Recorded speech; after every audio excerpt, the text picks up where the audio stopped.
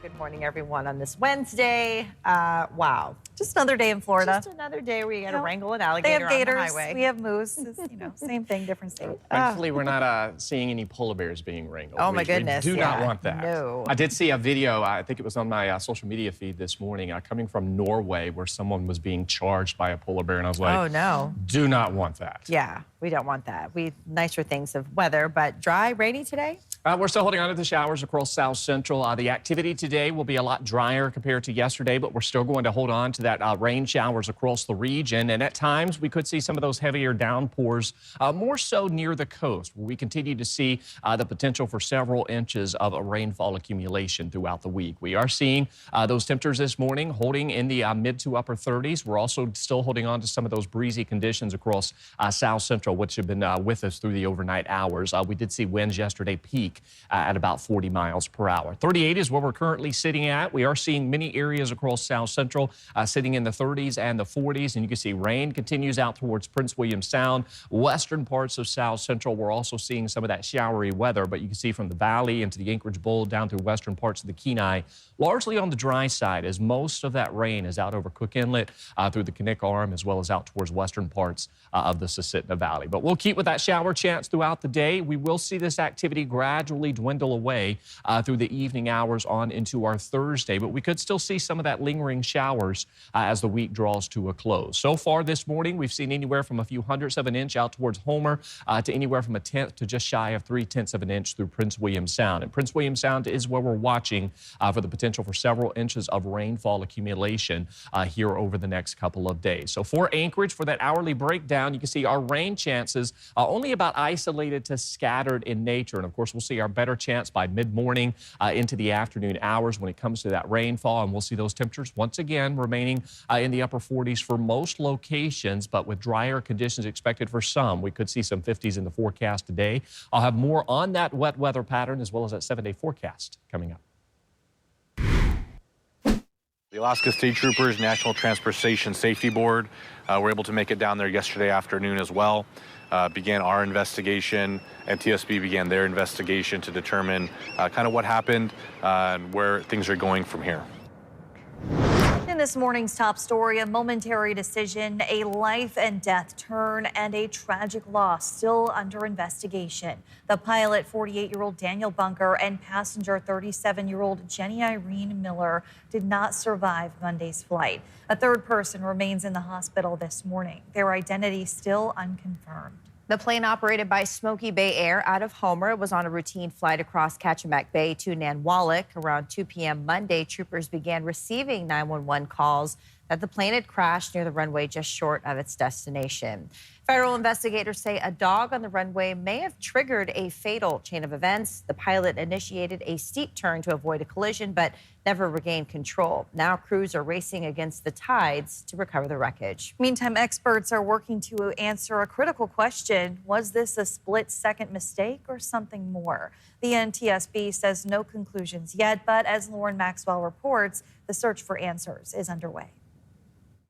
What we understand now is there may have been an animal, namely a dog, that was on the runway. The pilot initiated a go-around. There was also another company airplane behind. He was talking to that airplane at the same time, said he was initiating a go-around. Made a right turn away from the runway, pretty steep climb, and unfortunately there was a loss of control. Typically, more notably, a stall. When he made that steep turn, perhaps to avoid hitting the animal, that's something that can happen.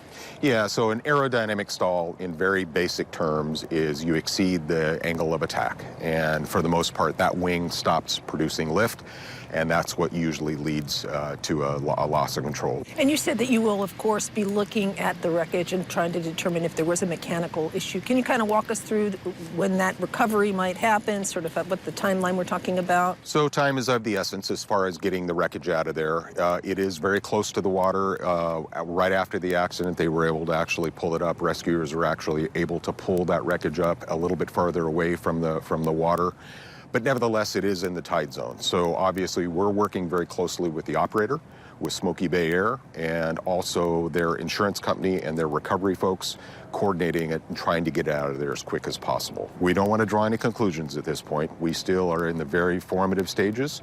We're going to be looking very closely at that airplane. We're in the recovery process right now to get that airplane back to Homer and then probably eventually back to Anchorage here, where we're going to lay it out just to make sure that there were no mechanical issues that led to this loss of control. Lauren Maxwell, Alaska's news source. Now, this video taken from the passenger seat of Daniel Bunker's plane. It shows a recent approach into Nanwalek. It's the same runway that he was trying to reach on Monday afternoon before the crash. Well, friends and former colleagues are remembering the 2 lives lost. The pilot, Daniel Bunker, once worked at Paul Banks Elementary in Homer, and the Kenai Borough School District Superintendent says Bunker had a big heart, a deep love for his family, and a strong commitment to his community. A bright spot, right? A person you'd want to talk to, person to see how you're doing and you know, how you are. So just knowing that he is a guy who had a lot of impact on a lot of people. Alaska's news source also spoke with those who knew Jenny Irene Miller, the executive director of Native Movement, where she served as a board member. Says she'll be remembered for her generosity and humor. Miller was an Inupiaq artist based in Anchorage, traveling to Nanwalek as part of an Artist in Schools program. As for the 3rd passenger still in the hospital, those details remain limited. We'll share updates as we learn more. A community in mourning and a family left grieving after a heartbreaking loss. Last night, loved ones gathered in Fairview to honor 17-year-old Aaron John Edwards Jr., found dead Monday in what police believe was a homicide. As Joe Allgood reports, they built a memorial at the scene and shared stories of his life, his talent, and their determination to seek justice. Wherever you want. You just, if you want to stick them in the fence or you want me to help you? As rain falls from an overcast sky in Fairview, a family grieves their lost son, creating a memorial where Aaron John Edwards Jr. was found dead in what police believe to be a homicide, leaving family members heartbroken. But, you know, I promise you this, justice will be served. I promise you. Junior was taken too soon, but he's in heaven building our mansion. The moment Junior's stepmom, Candace, found out burned in her memory. Shock, sorrow, grief. But we're a family and we're gonna, you know, stick together and get through it. The best way we can is just give all of our faith to God. A family of many. This is just a small part of our family. We all come from St. Carlos Apache Reservation. It's a hard hit for the whole tribe. We got less than 30 people up here, and he's real young to go. So this is a real big deal for us and our whole family. 17-year-old Junior is remembered for his humor, work ethic, and talent for cooking, boxing, and more. Yeah, he was always so funny too, just like his dad. Everybody already knows him, you know. Handsome, smart. Just like his dad, you know. That's what he said, you know, but I don't know if I'm handsome and smart. He was real good at cooking. He could cook anything, make something out of nothing with anything, whether if it was his style or his food or building something. He was a lot of things. Joe Allgood, Alaska's news source. Police are still investigating Junior's death, which they're calling suspicious. His family is now raising money to cover travel costs, hoping to bring him home to his reservation in Arizona for burial. This morning in Capitol coverage, today the Senate is expected to hold a revote on House Bill 57, which includes a $700 increase to the base student allocation. A technical error in the original bill forced lawmakers to take it up again. The House is also set to vote on whether to agree to the Senate's version. Before the votes, leaders from both sides of the Senate shared their views on the bill and the process that brought it here. My ego was very bruised because I had some doggone good amendments that really would have helped our kids. And but I had to step back from that. I had to step back and look at the big picture.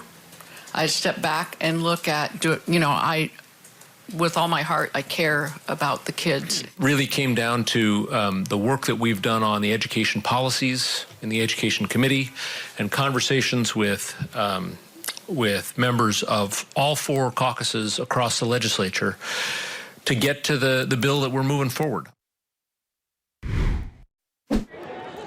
Also from the Capitol, starting August 1st, Alaska will become the first state in the nation to require cancer warnings on signs at bars and liquor stores. According to the Alaska Beacon, the new law adds warnings about alcohol's link to breast and colon cancer on top of existing mandates about birth defects. The requirement was included in Senate Bill 15, which also allows employees under 21 to serve alcohol in restaurants and breweries. The measure passed with bipartisan support and became law without the governor's signature. When we come back, Alaska is gearing up with a fresh wave of wildfire warriors. We'll meet the cadets taking on the heat as they train to protect Alaska. Plus, 100 days in, and President Trump is back on the rally stage, revisiting campaign promises, defending controversial tariffs, and taking aim at his critics. Rain showers continue across South Central with the heaviest near the Gulf Coast region. I'll have more on that. Those breezy conditions throughout the day. But first at sunrise, 5:52 in Anchorage, 5:05 in Juneau. The full forecast is next. And good morning on your Wednesday. Alaska is heading into wildfire season early this year, and the need for trained crews is growing fast. Now a new group of firefighters is ready to answer that call. These are some of our newest and brightest firefighters that are joining the Alaska workforce. 21 cadets graduated from the Alaska Basic Wildfire Firefighter Academy Tuesday.